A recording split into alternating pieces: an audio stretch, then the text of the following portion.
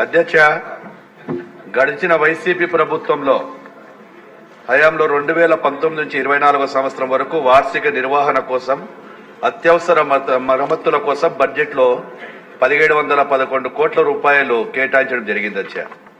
కానీ కేవలం ఖర్చు పెట్టింది 1100 చిల్లర కోట్లు మాత్రమే ఖర్చు పెట్టి 66% మాత్రమే పూర్తి చేయగలిగారు అధ్యక్ష.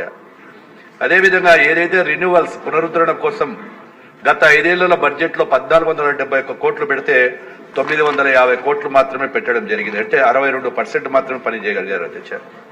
గత 5 ఏళ్లలో క్యాపిటల్ స్కీమ్ కింద 3840 కోట్ల బడ్జెట్ కేటాయించగా కేవలం బడ్జెట్ లో 30% మాత్రమే చేసి ఈ యొక్క ప్రభుత్వం ఈ యొక్క రాష్ట్రానికి చేయకూడదు రోడ్ల దీనికి మాత్రం అన్యాయం చేయడం జరిగింది అధ్యక్ష.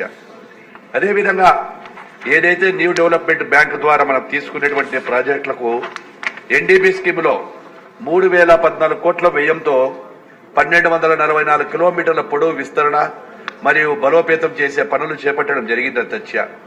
దానికి గాను కేవలం 199 కోట్లకు మాత్రమే బిల్లులు చెల్లించడం జరిగింది.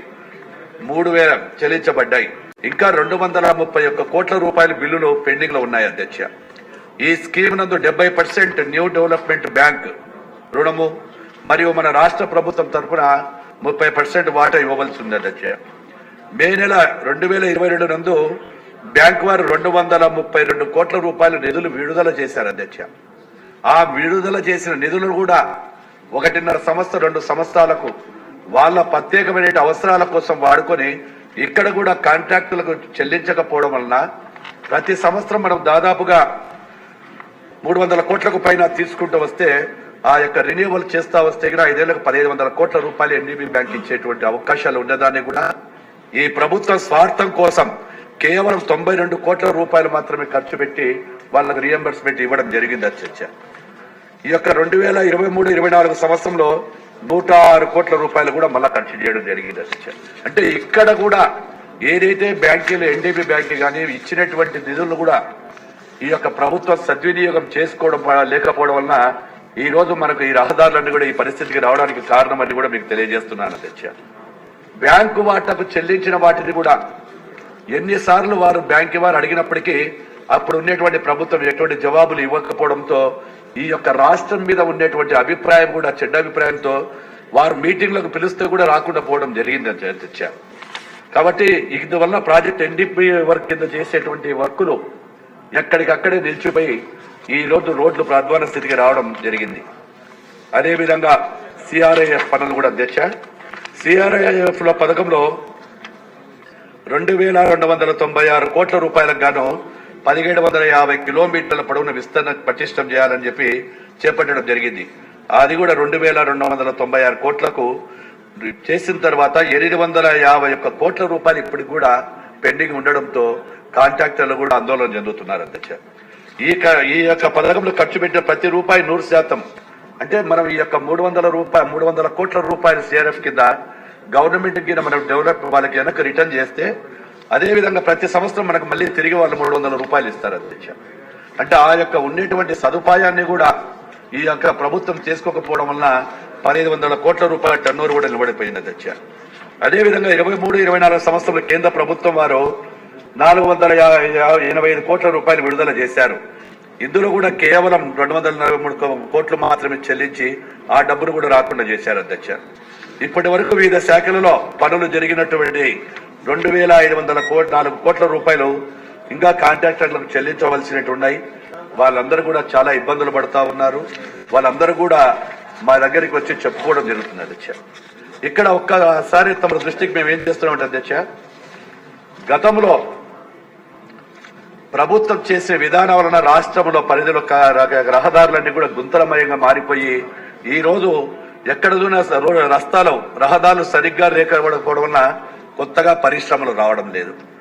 అదేవిధంగా పరిశ్రమలు ఒకటే కాకుండా మన రాష్ట్రంలో ఎన్నో వసతులు ఉన్నప్పటికీ అనేకమైన టూరిజం ప్రాంతం ఉన్నప్పటికీ చాలా మంది కూడా చుట్టుపక్కల ఉన్నటువంటి జిల్లాల వారు కావచ్చు, వేరే రాష్ట్రాల నుంచి వచ్చిన వారు కావచ్చు, ఈ రహదారుల వెంట వెళ్లాలంటే టూరిజం కూడా దానివల్ల వచ్చేటువంటి టూరిజానికి కూడా ఆదాయం తగ్గిపోయింది అధ్యక్ష. అదేవిధంగా కొత్త పరిశ్రమలు రావాలంటే గతంలో తెలుగుదేశం ప్రభుత్వంలో మనం కొత్తగా వచ్చినప్పుడు కానీ మళ్ళీ మన ప్రభుత్వం అధికారులు ఉన్నప్పుడు చాలా మంది మన రోడ్ల గురించి గొప్పగా చెప్పుకునే వాళ్ళు అధ్యక్ష. కర్ణాటక ప్రభుత్వం అటు మహారాష్ట్ర ప్రభుత్వాలు కూడా వచ్చి మన రోడ్లు ఏ విధంగా తీరుగా ఉన్నాయని చెప్పారు. గతంలో తమరు కూడా R&B మినిస్టర్గా ఉన్నారు. గతంలో R&B మినిస్టర్గా ఉండేటువంటి వాళ్ళు కూడా చాలా గర్వంగా ఫీల్ అయ్యే వాళ్ళం. అంటే ఒక R&B గవర్నమెంట్ డిపార్ట్మెంట్ ఒక మంత్రిగా ఉన్నామని చెప్పి తల ఎత్తుకొని తిరిగే వాళ్ళము ఈ రోజు తల దించుకునే విధంగా చేసింది ఈ యొక్క అసమర్థత ప్రభుత్వం అధ్యక్ష. దీని వలన రోడ్లు అభివృద్ధి చేయకపోవడం వలన అటు పర్యాటక రంగం ఇటు GST రావడం తగ్గిపోయింది. అదేవిధంగా ఏదైతే మైనింగ్ డిపార్ట్మెంట్ కు సంబంధించినటువంటి GST కూడా కాకుండా సీనియరేజ్ ఫీజులు కూడా రావడం లేదు అధ్యక్ష. వీటన్నిటికీ ప్రధానంగా కారణాలు కూడా ఇవన్నీ కూడా ఉన్నాయి అధ్యక్ష. అదేవిధంగా ఇక్కడ ఒక విషయం తమ ద్వారా తెలియజేస్తున్నాను అధ్యక్ష. ఏవైనా చేసినటువంటి రహదారులు కూడా గత ప్రభుత్వంలో ఆ ప్రభుత్వానికి సంబంధించిన ఏజెన్సీలు వాళ్ళ బంధువులు వారి స్నేహితులు హితులు చేసినటువంటి అనేకమైనటువంటి వర్కులు కూడా కాంట్రాక్ట్ కూడా అటు NHలు కావచ్చు, స్టేట్ హైవేస్ కావచ్చు, లోకల్ కూడా అవన్నీ కూడా కేవలం 2 సంవత్సరాల లోపలనే దెబ్బతిన్నా గానీ అధికారులు ఏ రోజు కూడా చర్యలు తీసుకోలేదు. మరి గత ప్రభుత్వంలో మేము అపోజిషన్ పార్టీలో ఉండి ఎందుకు మీరు చర్యలు తీసుకోవడం లేదంటే కూడా రైట్ ఇన్ఫర్మేషన్ యాక్ట్ ప్రకారం పెడితే ఎన్నిసార్లు చెప్పినా కానీ కూడా జవాబులు ఇవ్వలేదు అధ్యక్ష. వీటన్నిటికీ కారణం ఏమంటే అక్కడ అవినీతి జరిగింది. ఆ యొక్క ఏజెన్సీలు అవినీతి చేశారు.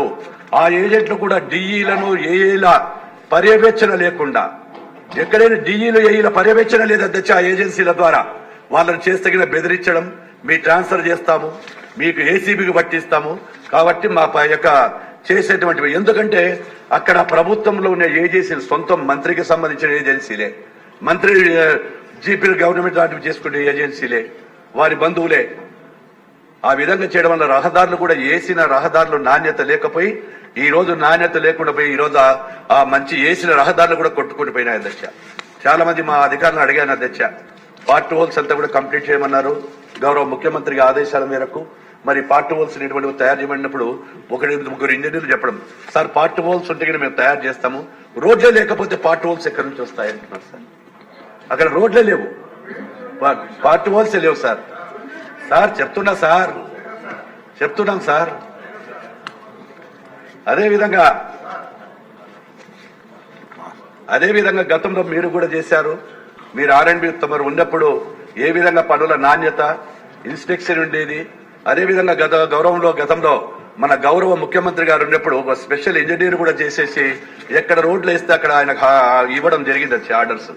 మిషన్ పెట్టి అక్కడ ఎంత వస్తా ఉంది ఆ మెజర్మెంట్స్ కూడా తీసుకుంటే కాంట్రాక్టర్లు వణికిపోయి పని చేసి నిజాయితీగా పనిచేసిన కాంట్రాక్టర్లు అప్పుడు సంతోషంగా నిద్రలే ఉన్నారు సార్. ఇప్పుడు విజిలెన్స్ డిపార్ట్మెంట్లకు పెడితే దాని మీద కూడా మరి ఆక్షేపణలే. ఇప్పుడు చాలా నా దగ్గరికి కూడా ఈ వీళ్ళు కూడా రావడం జరిగింది అధ్యక్ష. దీని అన్నిటికీ కూడా ఒక అసమర్థుడైనటువంటి ఒక ముఖ్యమంత్రి, ఒక చేతగాని ముఖ్యమంత్రి, ఈ అసమర్థత పరిపాలన అనుభవం లేని ముఖ్యమంత్రి చేయడం వల్లే రాష్ట్రం అంతా కూడా ఈ రోజు వెనుకబడిపోయింది.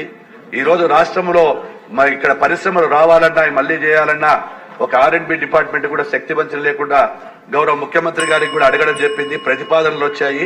ఈ ప్రతిపాదనల ప్రకారము నేషనల్ హైవేస్ ఇంకా మిగతా రోడ్లు కూడా త్వరలోనే మొదలు పెడతాం, వర్షాకాలం పోతానే.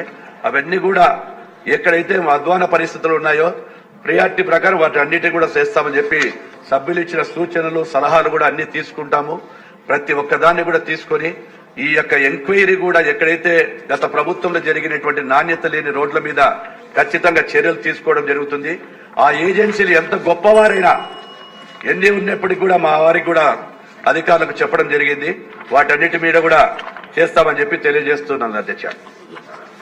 క్వశ్చన్ నెంబర్ 13 అండి. క్వశ్చన్ నెంబర్ 13 హెల్త్ మినిస్టర్ గారు. నమస్కారం అధ్యక్ష.